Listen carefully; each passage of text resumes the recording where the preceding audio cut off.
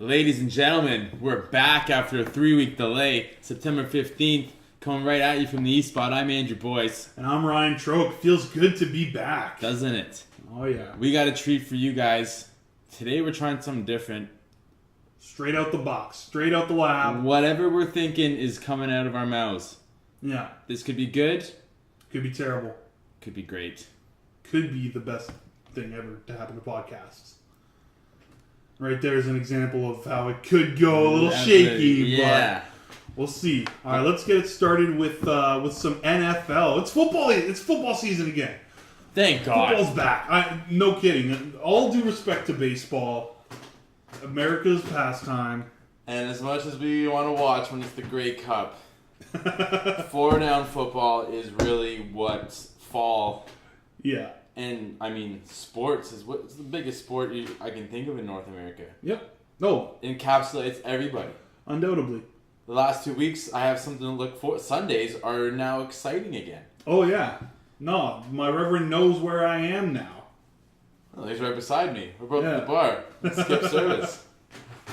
Okay, so what's on your mind? What jumps out at you? I mean, we're week 2. You want to go back to week 1? You want to stay week 2? What's jumping out at you right now? I mean, the first thing, the biggest stories with the NFL right now aren't sports related, so we'll touch on those eventually. But talking about the actual play on the field, it's got to be these upsets. I mean, it's early in the year, so you know that you're going to get a few, but, I mean, the Seahawks, the Chargers, the Chargers aren't a bad team. They're a playoff team last year. But they shouldn't be beating Seattle, in my opinion, especially not the way that they did. Yeah, you know? Richard Sherman didn't really look like a shutdown corner yesterday. I mean, Phillip Rivers, they've done a lot of work in San Diego the last 2 years. They're a new style offense. This is something that's going to work for them. And hey, as good as a division as the NFC West is, the AFC West is just as good. Not just as good, but it is the premier division in the AFC. Yeah, definitely. Correct. So, I mean, you have a bunch of bullies playing the NFC West, as Seattle does, as the Niners do, and as the Cardinals are starting to become their own. Arizona's still crazy underrated. Oh, their defense is nuts. Yeah. But then at the same time, I mean, Denver, now they're the AFC powerhouse. Yep. All those teams in that division, minus the Oakland Raiders, have stepped up their game and become, legitimate forces. Exactly. So it's not totally surprising to me that San Diego won. The manner, not as shocking as either. It's not like they ran over them for 400 yards. They threw for a bunch of yards and a bunch of touchdowns. But that was just letting their best players play to their strength. And on that day, their best players were better than Seattle's defense. That's true. And that's the thing. You don't even need to clarify it with Seattle's best players because it is their defense. And in Percy Harvin and Marshawn Lynch, you expect to still put up some points. They did against the Packers. Yeah. The Packers look like mere mortals, and the Packers are a hell of a team as well. Well, they still scored 21 points, but it was the way in which they were forced to do that. San Diego had the ball for the entire game. Yeah. They just picked up first down after first down after first down and just kept Russell Wilson, Lynch, and Percy Harvin off the field. Yeah. They still put up 21 points. That's not bad. No. That's not a bad output, but just not what they needed on that day. And San Diego kind of played up to their strengths. Yeah, and I'm still not sold on San Diego's defense as well, which is where I would have expected better things from Seattle. And plus, now the NFL is coming back and saying that they made the wrong call on Percy Harvin's first touchdown. And clearly, when you watch the videos, he did go out of bounds. And that also confuses me a little bit. Yeah, don't they review scoring plays? Every scoring play, every turnover, they review at the league's office. Yeah, if somebody had a question about it, you would think they would be like, hey, he might have stepped out here. Could you review that? Yeah, the fact that they're even still going back and double-checking, so you didn't double-check the first time? Yeah. Anyways, but going back to some of the upsets in Week 1, the Titans over the Chiefs. The Chiefs are 0-2 now. Are they just not the Chiefs that we expected them to be? They won a lot of close games last year. They probably shouldn't have won as much as they should have. They had a really soft schedule, but yeah, seeing them lose to Tennessee, which by no means is not anybody's juggernaut. No. I mean, that whole AFC South is a joke. Exactly. They lost to the Cowboys this week, so that's kind of shocking that Alex Smith and Jamal Charles couldn't pull that one out of their ass. Yeah. And I mean that defense, they lost some people, but there's still a bunch of playmakers there. So that's very surprising. And I should say they did only lose to the Broncos by a touchdown yesterday, so that's not a shameful loss by any means. No, they in Denver. They held their own. Yep. I'm thinking more about keeping with the AFC. How about the Buffalo Bills? And I hate talking about the Bills because they always get your hopes up. I've seen this script before, but yep. The last 8 months, as bad as the image for the NFL is taking a hit with all these abuse scandals. Yeah. Seems like there's one every other day. Drunk driving and possession and stuff like that. I mean, it's been a rough 8 months for the Buffalo Bills, too. Yep. Even before Ralph Wilson died, there was uncertainty on where they were going to end up. And then coupled with his death, that uncertainty grew exponentially. Yep. They were having CD burnings of Bon Jovi in Buffalo because everyone thought the team was coming to Canada. And everyone thought maybe if it wasn't Canada, they were going to LA. And then finally, Tony Pagula steps in and he buys them. And so now they know they're staying in Buffalo. Like this last week has just been a eureka. It's true. For Buffalo fans and coupled with Euphoria, whatever. Off the top, guys. Off the top. Making up words. And coupled with their first week 1 upset in Chicago, the Bills are sitting at 0-2, and they demolished Miami yesterday. Yeah, the Miami team that upset New England in the first week. Yeah, I mean we know that shut down New England. Yeah, and you know that New England's going to get old eventually, but not that quick. Well, they didn't look. That's the thing. New England didn't even look that bad this week against Minnesota. No. I mean, we could look good against Minnesota team minus AP. Yeah, but they still put 30 up on them, right? Exactly. And they picked them off 4 times. Yep. So, I mean, it's going to be interesting to see the AFC East. I mean, I thought there would be a drop. Like, eventually, like you said, New England was going to get older and just get a little slower and maybe not win 12, 11 games. So you knew the time was right for the taking. And after week 1, you thought, yeah, Miami looks good. The Jets, they can pull a few games out here. Buffalo, they just have to beat the teams that they should, and they go into Chicago, beat them, and now they win at home. They're 2-0. They're sitting top first place in that division. Yep, and Chicago's no slouches either. That No. Chicago defense, they're nothing to scoff at. No. But just like the Pats are getting old, the Pittsburgh Steelers they're getting up there as well, and they're my favorite team. So I was predicting this season to be a bit of a rebuilding. And then I looked at the schedule, and with honest predictions, I could see them going 10-6. Now, I had them beating Cleveland. I had them losing week 2 to Baltimore, but not in that fashion. I mean, they came out, they stormed the gates against Cleveland, and then came out in the second half like a wet towel. Like they had absolutely nothing going for them. They're lucky that they were able to sneak out a last drive field goal win. But then week 2, I mean, where's the defense? Where's the creativity on offense? I think that they're going to get old just as quickly, if not faster, than the Pats will get old. And for the Pats it'll be their offense, and for the Steelers it'll be their defense. But either way, those are the cornerstones of those teams, and you can't have that much age on the field, especially in a division where the Bengals are only getting better, if not by small increments. They are improving, and Baltimore now on the heels of this Ray race, news week, news month, news year probably going to be. They've got something to prove. They've got something to play for. Not necessarily to support their teammate, because I think we're all in agreement that he's entirely responsible and guilty of everything that he's being accused of. The evidence speaks for itself. But, any sort of controversy like this, your team's going to rally behind it. And I feel like that's not surprising. I feel like the Ravens will step in. That Thursday night win over Pittsburgh didn't shock me at all. I feel like they were either going to win or completely crumble. Yeah. And the whole season go down the drain. So it could still either go one of those ways. I mean, they could still crumble and fold. Cleveland, they're going to be playing with some vigor. It's a quarterback controversy, but it's not really quarterback. It is, but it isn't. It's exciting. Yep. Cleveland Browns are exciting once again. Everyone wants to know what's happening. They signed a bunch of great players on defense, so they're looking to play some serious ball. And then, like you said, the learning curve of the Bengals has looked like it's just hit a huge upgrade. Yeah. With Gio Bernard and Andy Dalton has his contract. AJ Green, if he can stay healthy, I know he left the game yesterday, but if he's back, he's the top three receivers in the league. I was going to say, off the top of my head, he's at least top 5.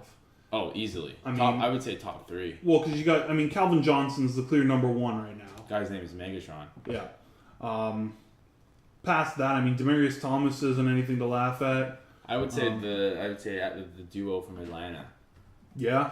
Julio Jones and Roddy Wright, and then AJ Green slots in maybe between there or even ahead of those two, and that's your cream of the crop wide receiver. Absolutely.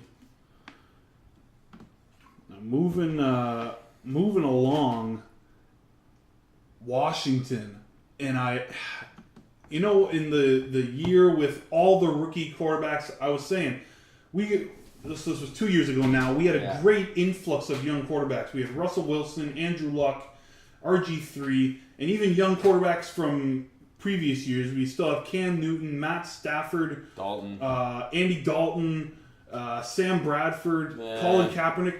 Bradford, he's made of glass, but when he's healthy, he's a good quarterback. You can lead your team to an 8-8 season like the best of them.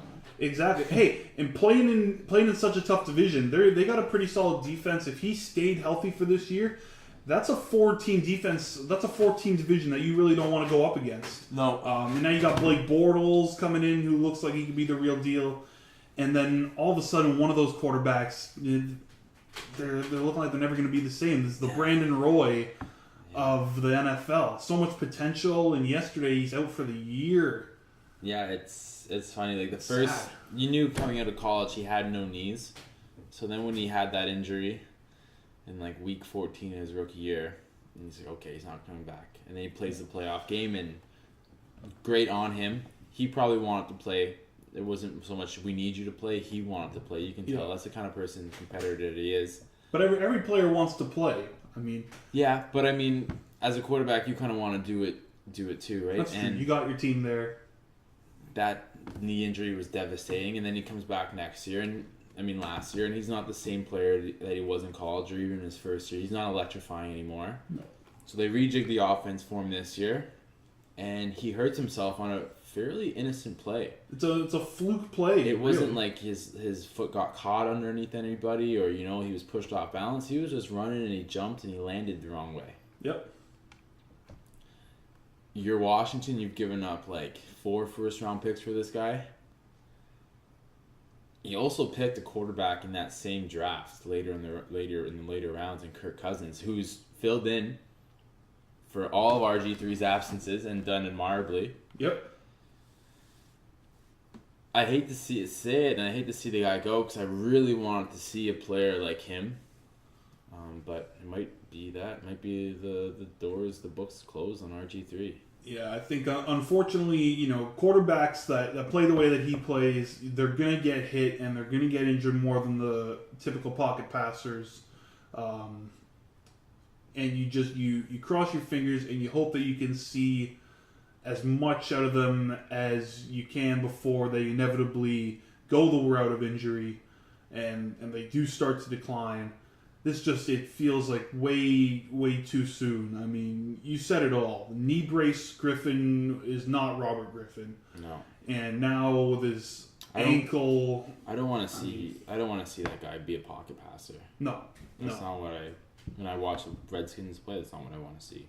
I think, and especially, like you said, they got Kirk Cousins, who, he could be the next young QB there to really elevate that team. Luckily, they're playing in a bum division. And I think that's all, that is giving respect to the Eagles, Cowboys, and Giants. But, that division's anybody's for the taking. 8-8 can come out of there. And Kirk Cousins can certainly get him there. I I could see them releasing RG3 if for no other reason than to give him the possibility of signing with a team that could really give him another chance. But he's the guy, too, that reinvigorated that franchise. The Redskins were left dead. It's true. And again, they're another team that's not shy of their own controversies. No. So any distractions from that would help. And certainly re-energized Robert Griffin III would do that. But so would a young Kirk Cousins stepping up and replacing him. Yeah. So, I mean, that's what it comes down to, like winning. It's Yep. better if you can't win, you have a marquee name, and if you don't have a marquee name and you're not winning, well, then you're Jacksonville or Minnesota. Yeah, Tampa Bay. So, I mean, as long as Kirk Cousins comes in and he can win, then they'll let him play. Also on that front, too, gangbanger Deshaun Jackson was left yesterday's game as well. So even their big free agent signing who wanted to stick it to Philly in the coming weeks, he might not be there as well. Which would be kind of disappointing. Yeah, and he's another guy that, I mean, you know, you always hear about these free agents and these players that get let go because of their personalities. Pac-Man Jones was another one. Lots of talent, but you can't have him in every locker room. Can't take him out in public. No. There's another guy's name at the tip of my tongue. There's another downside to doing it straight off the dome. But it's needless to say, it's not a new occurrence where these abrasive personalities don't fit in the locker rooms. And Philly's feeling his absence for sure. And you really wanted to see him come back and say, hey, you know, look at me, I'm not dead. You know, you so and so's. But you know, what are you gonna do? What are you gonna do? Now we got 7 teams undefeated. 7 teams with the possibility of a perfect season. The Bills, the Bengals, the Texans. The Texans, is that just a product of their division? Was last year an anomaly? I mean, last year was definitely an anomaly. As much as I touched on it before about KC winning a bunch of close games, they lost. I think they lost 13 games last year. 13. Yeah. I think 11 of their losses came under 6 points, and a lot of those were last minute plays. They had shit out of luck, you know. As dominant as Luke Kuechly is for whatever the heck his name is for Carolina, J.J. Watt is that same player in the AFC. He's the best defensive player in the NFL. I would actually give that to our friend Luke in Carolina. That guy is a linebacker. He covers. He makes up for the lack of depth they have, the lack of talent they have in secondary for the ground he covers, and he gets like 9-10 tackles a game. Yeah.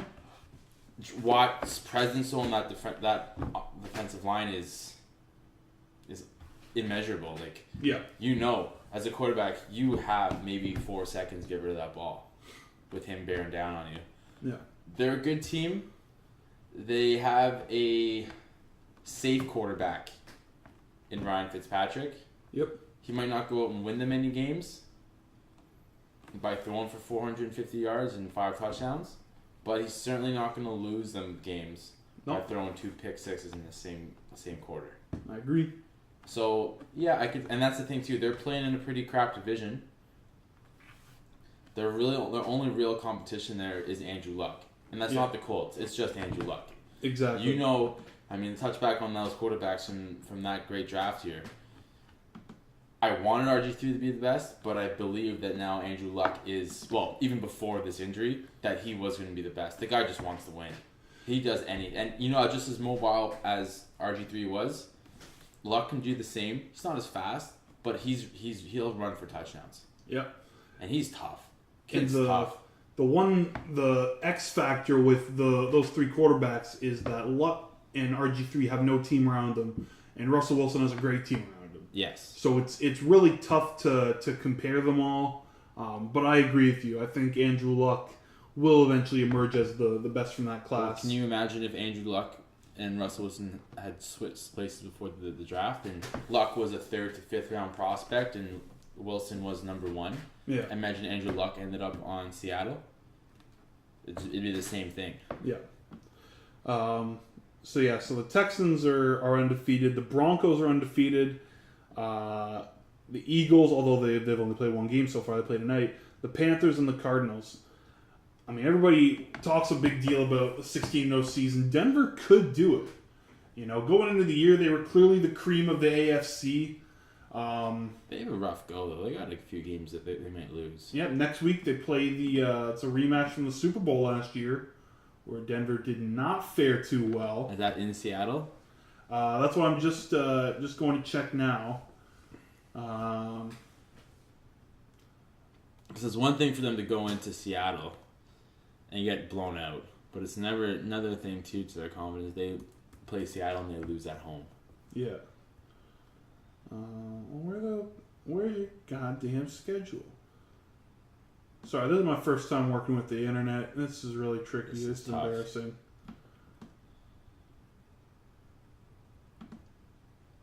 I do like the Cardinals.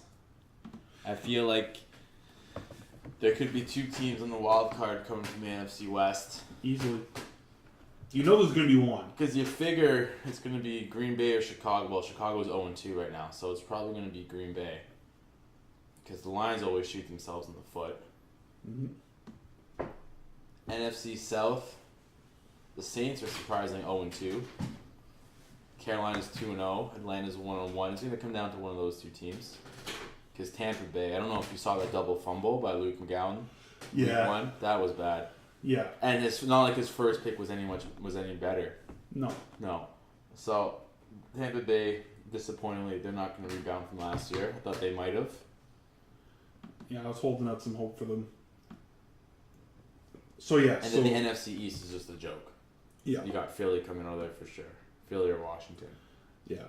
Right now, there's 3 divisions that are just absolute crapshoots. With respect to the Cincinnati Bengals, but, I mean, both the Steelers and the Ravens, and even the Browns now, beating the Saints. Any one of those teams can show up any given Sunday and beat the Bengals. So that division, the AFC North, the AFC East, AFC South, and the NFC East, they're all crapshoots right now. No elite teams. No. So round of applause for Ryan Troke. I did get the internet working. I'm on the World Wide Web as we speak. The intrawebs. They're at Seattle. Then they're playing Arizona at home. The Niners 2 weeks later. They got to play the Pats as well. And then the Bengals later in the year. They still have 2 games against the Chargers. It's not going to be easy for them. No. But of the teams that could go undefeated, they probably stand the best chance. When you take divisions into account, probably Carolina. Who knows? Anything's possible. It's only week 2. That's the best part. We got 15 more weeks to go.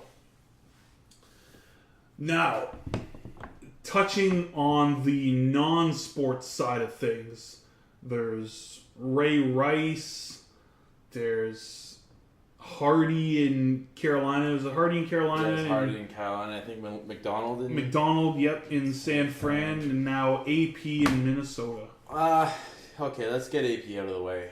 That's not bad. I'm sorry. He disciplined his child with a tree branch. And, it's not like the mother... I feel like the mother was not trying to cover up, but didn't make it a big deal until the doctor saw it, and then the doctor had to freak out. It's the way a lot of these people, a lot of NFL players were brought up. And I'm not saying abusing your kid is right, but I don't feel like that was abuse. Yeah, I mean, I don't know. Maybe he does constantly beat his kid. And, throw him around in public, but I just don't see that happening. The only thing I feel like this may make it worse is that one of his children, he didn't know the child, but was killed last year because he was beat so bad by the baby mama's boyfriend. Yeah. So that kind of puts a damper on it. You would think maybe he would reevaluate how he chooses to discipline his children. He didn't, and unfortunately, unfortunately for him, it was found out. I don't think it's that big of a deal. I really don't. Yeah, I have to disagree just in the sense that, I mean, and first of all, I don't know all the details of the story. I'm going to find out more later today. But the bottom line is, this is a child, this is your kin, you're their guardian. It just doesn't, there's no gray area there. There's no wiggle room. Yes, that's how he was brought up, but, that doesn't make it right going forward. I mean, luckily we're in the day and age where we're a lot more aware of the problems and the consequences of these actions, and I just especially with all the other abuse issues surrounding the NFL right now. Granted, the three prominent ones are all with domestic abuse, but in a lot of ways, the child abuse is much worse. Just in the very, very broad strokes of the incidents, one is a fully grown person and the other is a child. So I personally, you obviously don't release him, but Well, why not? If it's so bad. Because he hasn't had his due process yet.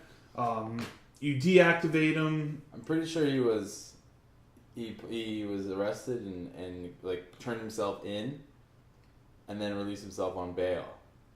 So he's admitted to it. He's done the same thing that Ray Rice did when it first came out. Right, but that feels a lot like a PR play almost. And especially now that we've seen the Ray Rice footage, if everything else in their situations is identical, then, except for the victim, then he should certainly be released. I would let the due process run its course. I mean, obviously, you have to turn yourself in because you're a widely known celebrity. You're the best running back in the most popular sport in North America. So it's worse if you get arrested than if you turn yourself in. Absolutely, any lawyer will agree with that. I don't see any harm with deactivating him until you find out the end result of this. If it turns out that he is guilty, I don't think any NFL team's going to touch him anyways. Is it Adrian Peterson? Yeah, if he is guilty to the full extent. Well, they're saying that, I just read today that the Vikings are thinking of playing him in week 3. Yeah, and I heard that as well. I don't agree with that at all. Like I said, I don't see any harm in waiting. Like I say, you deactivate him, you pay him, but you don't play him. And that's the problem that now the Carolina Panthers and San Francisco 49ers are having to deal with, because they did play their players. And, in my eyes, the difference is the weight of the names. Ray Rice and Adrian Peterson are names that every football fan knows. I didn't know Hardy and McDonald until these stories broke. So they're not. Yeah, you're right. They're not names. Exactly. It seems like there's a double standard with skill positions and the rest of the team, and that's not right.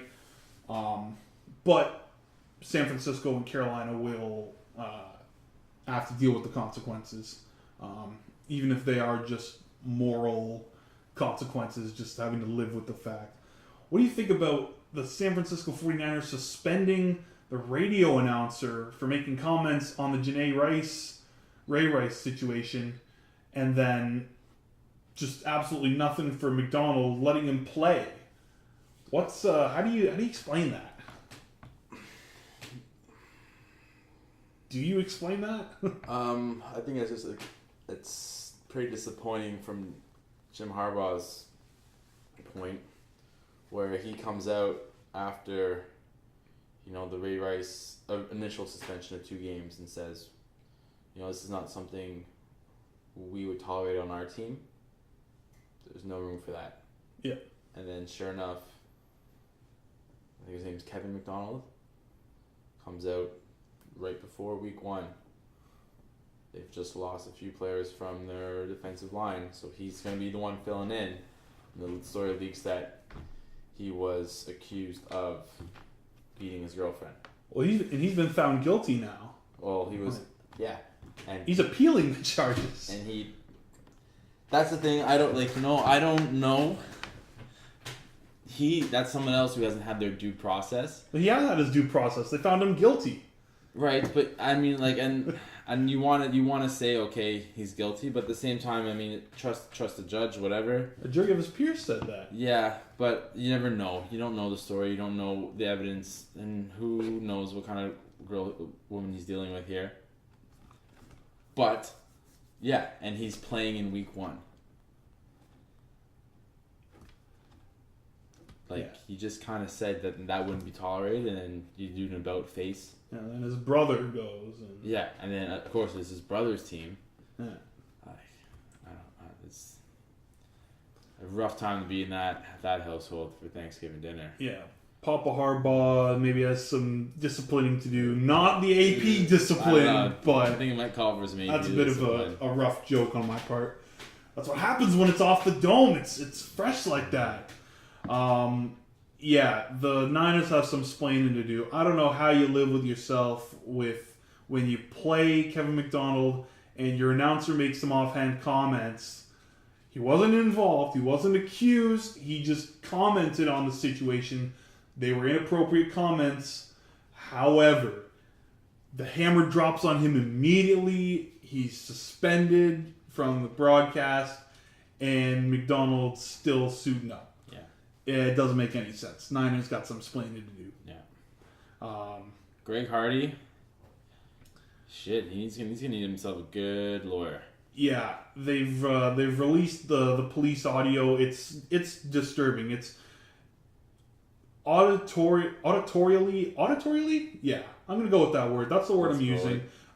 It's as disturbing as the Ray Rice video is visually. Granted, they are different senses that you are using, but you feel the same way after taking in both of them. Yeah, he's another player. I don't know how he's still playing. If you can hear that, that's my dog growling at me. I'm gonna let her outside to go bark at some squirrels. Yeah, Sadie's getting on some action today. Yeah. She's not being polite. She's not heeding to the podcast. No. No, very rude. Very disappointed. You're a good girl, Molly.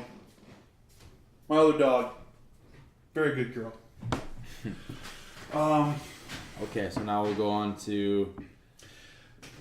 In the Ray Rice situation, everybody's talked about the Ray Rice situation. If you don't know, you should know. So, what are you most disappointed by in this Ray Rice scenario? Well, it's got to be... The entire scandal. The entire thing. In my eyes, it's got to be Commissioner Goodell. It seems, at the end of the day, it seems like, for better or for worse, everybody involved in the situation played their part. And, said what they needed to say. And they're letting the chips fall where they may, except for Roger Goodell. The cover-up's always worse than the lie. His failure to obtain this footage, his failure to prosecute Ray Rice, or to punish Ray Rice, I guess I should say, because he's not a civil servant. His failure to punish Ray Rice according to all the facts, whether it's due to ignorance towards the situation or his lack of initiative put forward to find out all the information, both are inexcusable. I think he loses his job over this. Just because it's one of those situations where if it happens again and he comes back with the same, I never saw the video, well, you can say that, but you could have seen the video. Just because you didn't doesn't mean that you couldn't have. And that's the biggest problem, And then, you didn't see it. Did you not see it because you did not want to see it? Did you simply...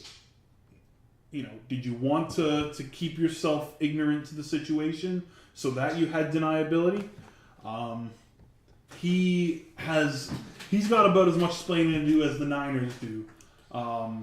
Yeah. What about you? Who are you most disappointed in? The way... it comes down to Goodell, but the entire NFL... I always knew the league was backwards, right? The way they handle that complete debacle. Yeah. This incident took place in February. They waited 5 whole months, deliberated on what they should do with Ray Rice. And at this point, they're like, oh, we don't have any audio or visual evidence of what he did. And he's come out and he said, sorry. He's apologized for what happened. You said, Goodell, I'm going to switch notes. I'm going to go with the Baltimore Ravens. They say, that they defend Ray Rice. They say, we don't know what happened, but here he is apologizing. Here is his wife apologizing for her role in it because Ray Rice was spurned on. They post articles on their websites. They had Twitter. Their Twitter. That's where Janae Rice was apologizing on Twitter, on the Baltimore Ravens official Twitter. Even the NFL, they interviewed Janae Rice with him in the room, with Ray Rice in the room, right next to her. What kind of account are you going to get? And heck, at that point, you were saying that you never saw the tape, but now it comes out later that you had. The Baltimore Ravens then, once he's suspended for 2 games and he shows up to training camp and, they write articles about what a good guy he is and what he does, what he means to that Baltimore community. They give him a standing ovation when he comes out for his first practice. He's, uplifting, motivating figure. And then TMZ leaks the video, which shouldn't change anybody's opinion about Ray Rice or what he done or whether it was right or wrong or whatever. And suddenly they cut him because visual evidence was too much. And they were sticking to the story that they had never seen the video evidence when all along they had. So if you want to talk about PR moves by Adrian Peterson, that just reeks of one. Yeah. They were going to ride him out the entire season for the rest of his contract had that video not been leaked. And they knew about it. So I'm disappointed in the Baltimore Ravens, and I'm also disappointed in the NFL. But my question is, who is running the show that you can't destroy a tape from a casino? TMZ knew that place was going out of business on September 30th, so they paid the employees who had nothing to lose. You're a multi-billion-dollar franchise and league. You don't have enough sense or enough balls to go and destroy that tape beforehand, That's just, to my mind, that's just stupidity. you were going to cover it up, and you just half-assed covering up, doing your cover-up job. And you screwed yourself. Huge. Yeah.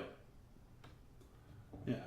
No, I almost feel guilty now for not also mentioning the Baltimore Ravens, but I'm glad that you did. You echoed all of my sentiments towards that situation. Yeah. And then just found it hilarious that you had Ray Lewis on national TV condoning Ray Rice. Yeah, I mean, his comments, Paul George's tweets, you see what he tweeted? I did. It was, if Janae Rice ain't tripping, I ain't, let him play, LOL. I mean, I don't know, where do you start?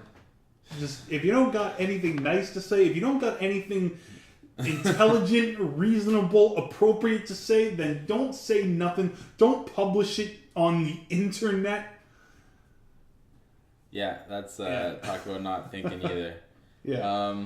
I mean, and that, comes back to really what Janae Rice is doing. I mean, she reached out via social media and said, hey, you guys have ruined our life because you wanted this video published, yada, yada, yada. You shouldn't, it's not fair to him. He's worked his whole life for this. So that just tells me that, you know what, maybe she's lived with this for a while for Ray, or that's what she experienced when she was younger. Maybe through herself being abused, or her mother, or her grandmother, or aunts and uncles. And that's just part of the culture she was living with. Or, there's somebody behind her saying, hey, the longer you're with Ray, that means we're getting fed. We have a roof over our head. So she's okay with it, but I just don't think she's okay with it for the right reasons. Yeah, I mean, there's both sides. I'd say there's the third option of, it's like the kid then, who gets beaten, and you tell him, if you tell anybody, I'll beat you some more. What's the kid gonna do? So, I mean, whatever her reasons are, the best case scenario is just that she's used to it. As horrible as that is to say, that's the best case scenario in this situation, which just outlines how bad and distasteful this situation is. What do you think about Ray Rice's career? When do you feel that it would, if ever, be an appropriate time for him to return to playing football professionally? You know what? It would have to be after after he's had his due process, and I'd like to see him be enrolled in some women's studies or some anger management courses beforehand. I mean, the closest comparison would be, in my opinion, Michael Vick. He's another player with as high of a profile as Ray Rice, who got caught up in another different but the same in terms of horrendous situations, wife beating and dog fighting being the two different situations. And he had his due process. He had to serve his punishment. He took he gained a lot of information. He was informed, certainly, about animal rights and things of that nature. And since then he's done a complete 180,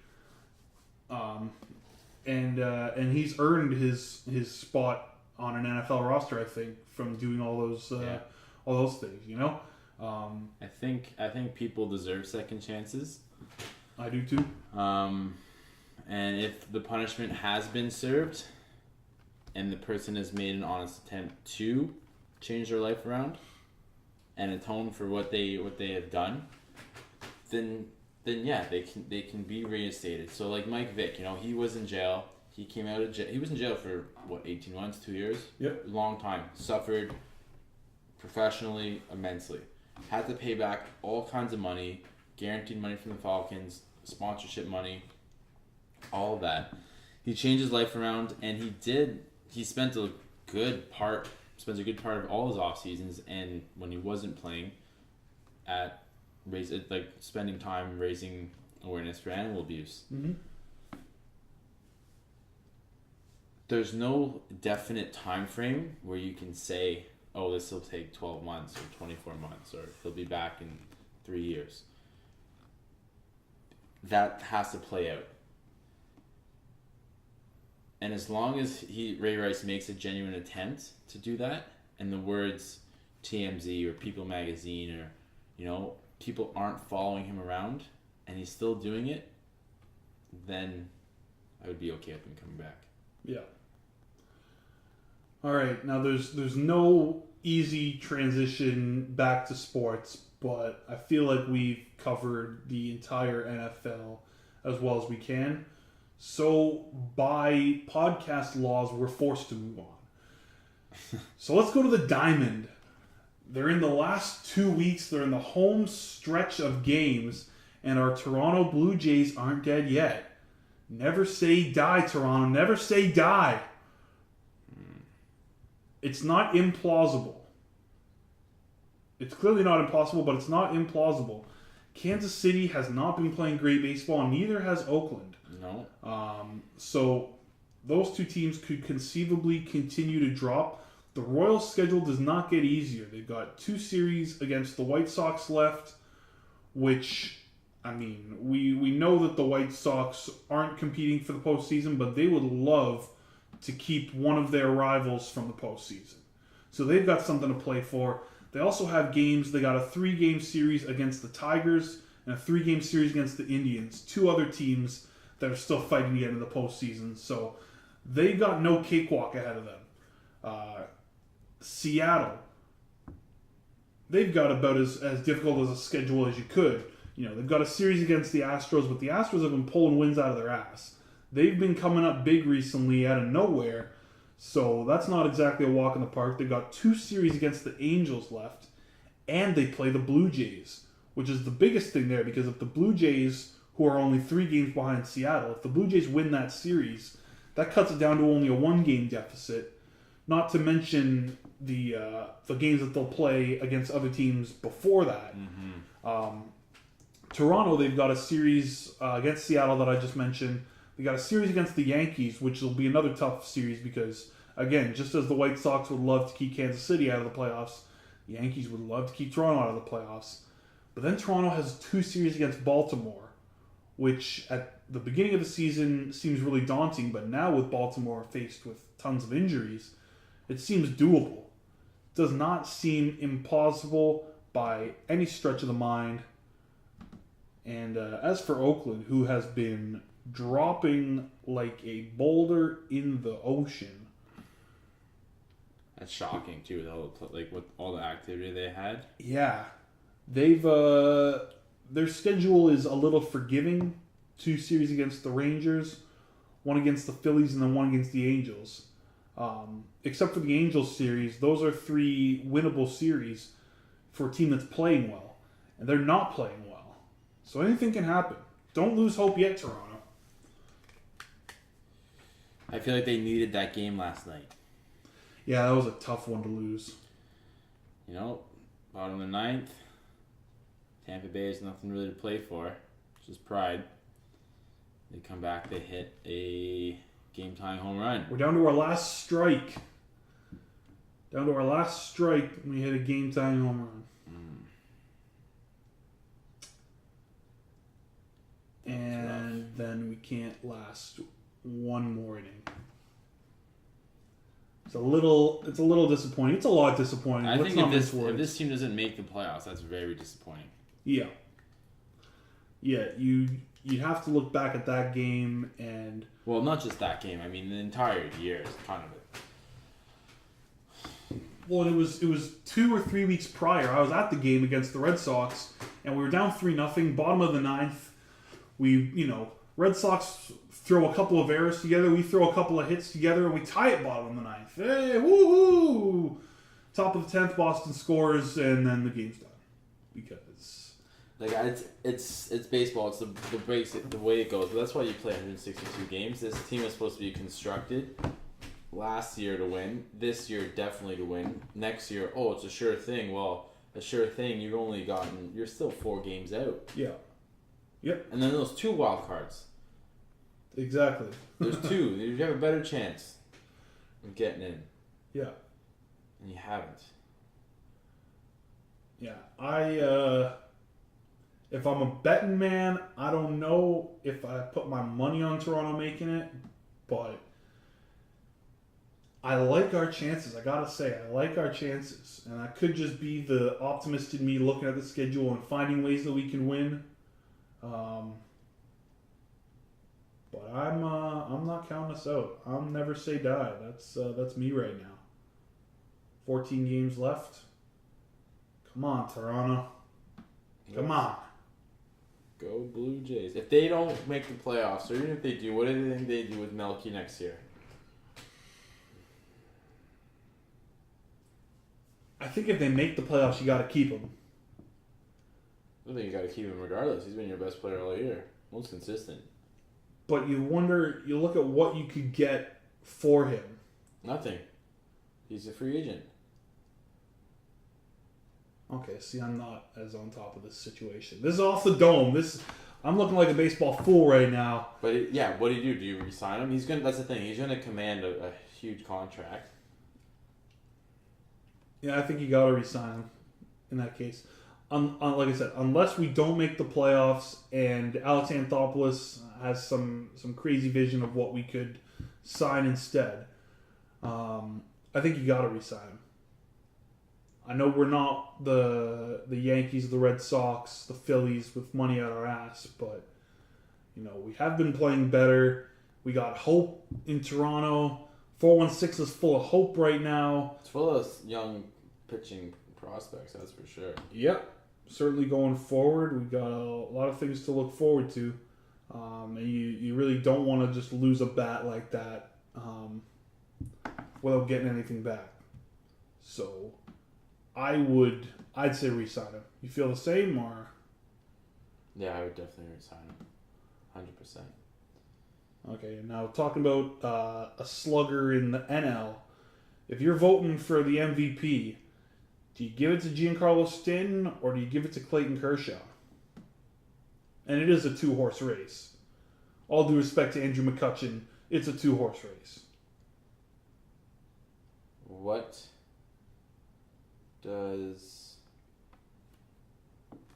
Miami's record? Are they making the playoffs? Are they fighting for a playoff spot? I think statistically they're fighting. Realistically, they're not. Let me just pull that up. Yeah, they're 6.5 games back with 3 teams to pass.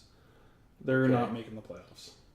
Well, that tells me that he's had an impact on how well they are, how well they're doing. Oh, absolutely. And how important he is to them. So that makes it a little more interesting. Because normally, the team that's not in the playoffs, not even close, you don't get it. No. Kershaw's been dominant.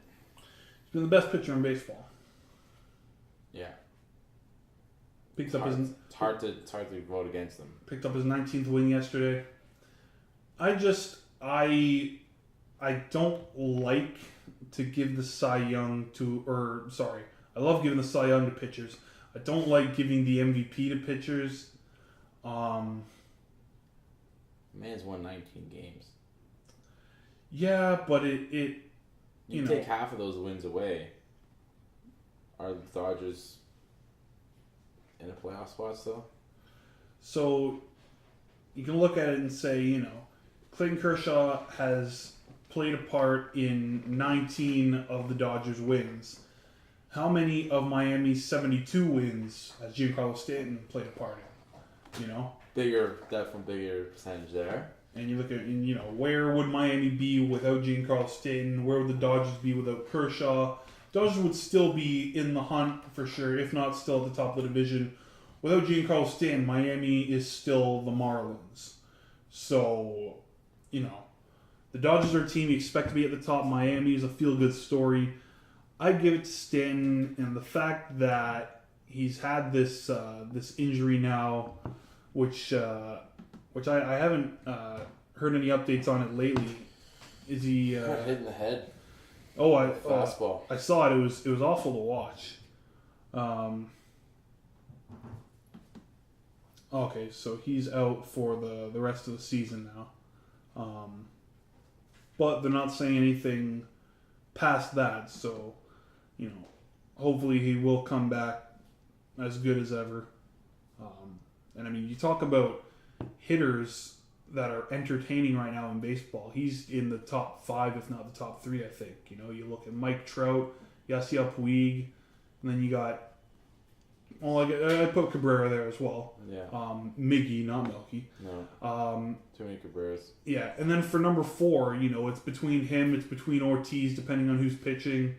Man, Ortiz, you can't tell me that Ortiz wasn't electrifying last year in the postseason. He's fun to watch. Exactly. Well, that's what I'm talking about. I'm talking about entertaining to watch, Who are you going to tune in to see? I'm tuning in to see those first 3 players that I named. I'm tuning in to see Ortiz. That's the thing. I really, before I hit the baseball, I didn't even know who Stan was. Well, you could thank the Marlins for that. They're the Marlins. That's the problem.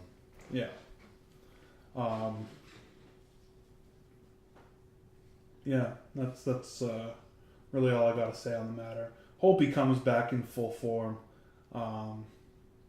You'd hate to see him miss a substantial amount of time or lose a good portion of his sight and not be able to pick up pitches like he used to. Mm-hmm. Potentially, this is a few hundred $1 million injury.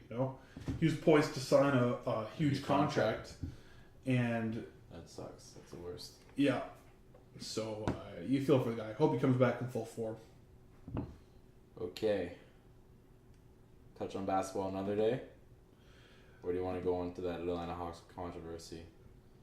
You know what? Until the chips have fallen, I'm really wary to comment, other than to say that Danny Ferry should leave. I don't see how he comes back to that. And the biggest shocker for me, though, is Adam Silver, because ever since he came into the league, he has been the players' commissioner. Mm-hmm. He's made all the right moves at the right time. He's been very very responsive to the voice of the fans and the players, and coming out and publicly saying that this is not a punishable offense, even in these very early stages of this controversy, seems really backwards and just not fitting of his character thus far as commissioner. Not what he did for the Sterling effect. And I get it; it's a different market, different scenario. And actually, you know what? Maybe that played into why he acted so quickly. He realized, hey, we can sell the Clippers for $2.1 billion. Mm-hmm. Or $1.4 billion, whatever it was. Okay, let's get this guy out of here. No one really... I mean, people are always clamoring to buy sports franchises, but if you were to give me a list of the top 60 teams that I'd want to buy, the Atlanta Hawks are not up there. No. Yeah, and, sports in Atlanta, other than college football and racing, it seems, are a really, really tough sell. Mm-hmm. And maybe it would help if the Atlanta Hawks started to really put something together. The Falcons. I'm thinking of, I got the wrong bird there. But yeah, the Atlanta Hawks have just been really just dragging their feet. I would not be surprised if they were a team to move at some point in the next few years. Seattle is just clamoring for more sports.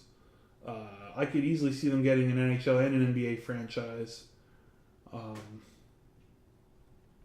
Especially now that they've got all that legalized marijuana money to spend. Yeah. Or to blow, I should say. Money to blow. But yeah, and I mean, Yeah, Adam Silver, just especially even with Isaiah Austin, drafting him, he's made the right moves, the right feel good moves, the right disciplinary moves, and this was just very odd. It's a very odd situation right now in Atlanta. Yeah. The only other really thing going on with basketball right now is that America has reminded everybody that they are the best basketball nation in the world. I don't think it was ever in question. Definitely was not. The people out there looking for a reason to doubt America were saying, playing Spain in Spain. Guess what? Spain didn't even make the final. Yeah, they got upset though by France, who came on ended up winning bronze. Disappointing that they didn't play Spain in the final, but yeah, even still, the America B team was gonna outpace them for sure. Is this the B team? This feels like the C team. I know, I got Kenneth Ferry down there. That's weird, eh? Yeah, no offense to DeMar DeRozan. I was gonna say, but this is not up there. No, he's not. I'd put Rudy Gay over him. Oh, for sure. And I think Rudy Gay was on the team. He was. I'm looking at the picture right now of these players, and yeah, I recognize Harden, I recognize Derrick Rose, Steph Curry, Rudy Gay. There's two guys. Oh, DeMar DeRozan's behind James Harden's head, and there's another guy behind his shoulder that looks like he might be that's the thing. The shape of Kyrie Irving, but Kyrie Irving was a tournament MVP, but in the Olympics. Oh, and Anthony Davis was on there as well. But well, that's warranted. Yeah, he's going to be one of the MVPs coming soon. Yeah, if it's not Durant or LeBron, it'll be. And we still have to put a number 5 on the court. So. Mm-hmm. But yeah. Spain only put up 52 points against France. They had an off. They must have had, and that's the thing. They're playing at home too, right? Like, yeah, it would have been something cool to see Spain, the entire country against Spain against the United States, and see how the U.S. would respond to that. Yeah. Yeah. Well, I guess the U.S. will just have to get upset another year. It's gonna be interesting to see the Olympics. Yeah. Next time around. Anything worth talking about on the ice? On the ice, no. Nothing's really grabbing any of my attention.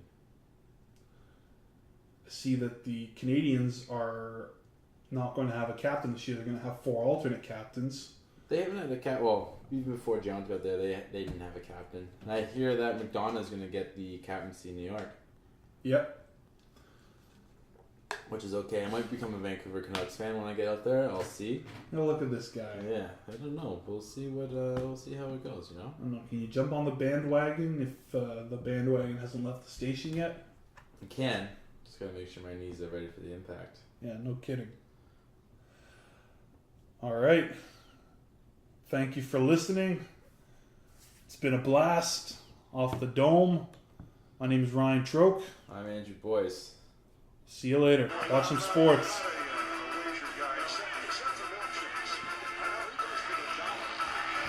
Dribbles with the basketball.